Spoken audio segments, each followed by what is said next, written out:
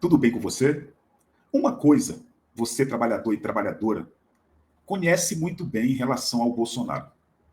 Ele tem escrito aqui, ó, na testa dele, gravado na testa dele, a palavra covarde.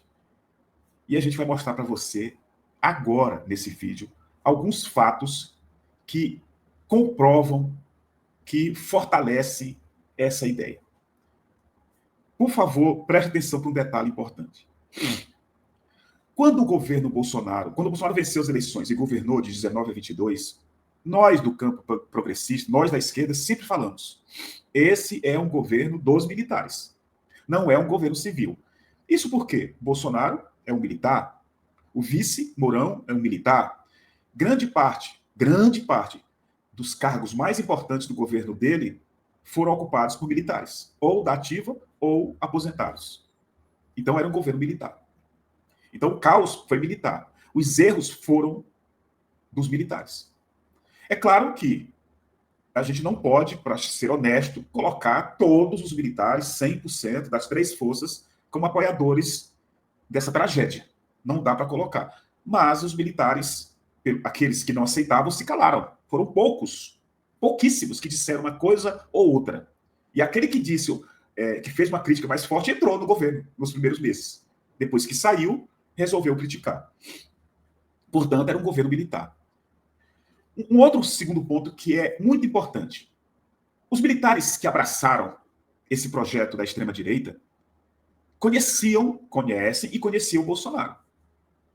Você pode até afirmar, que uma parte do eleitorado que o elegeu não conhecia para valer, porque as pessoas não têm tempo, talvez, apesar de toda a rapidez da comunicação com a internet, com o smartphone, de estar todo dia olhando, então não sabiam que o cara estava há 28 anos como deputado federal, o cara criador do esquema de corrupção da rachadinha, o cara que usou apartamento funcional em Brasília para comer gente, o cara que casou 3 vezes, certo?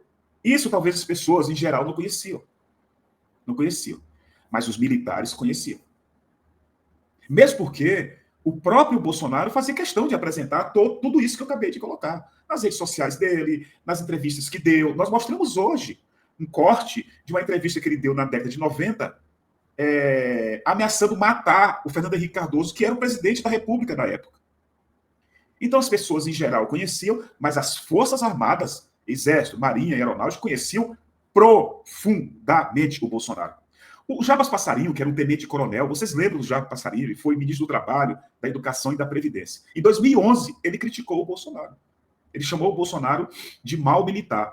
O Ernesto Geisel, que foi o penúltimo ditador criminoso da ditadura militar brasileira, disse que o Bolsonaro era um cara completamente fora do normal e era um mau militar. Então os militares, repito pela terceira vez, conheciam profundamente o Bolsonaro. O Bolsonaro, eles sabiam que o Bolsonaro planejou, escreveu no papel, desenhou um plano para colocar uma bomba em um quartel do Exército brasileiro.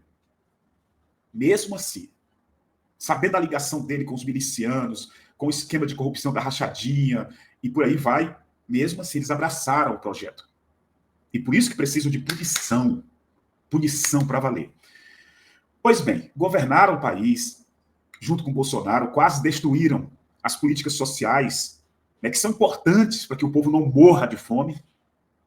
Durante a pandemia, eles participaram ativamente da gestão caótica, sem nenhuma centralidade da pandemia, que matou, segundo especialistas, mais de 2 milhões de brasileiros.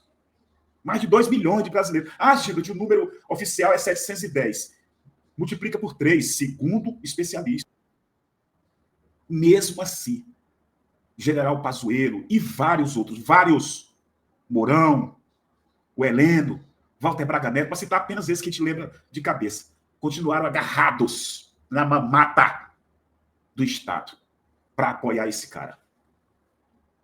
O cara tentou o golpe durante todos os 4 anos, mas principalmente no último ano. Eles apoiaram.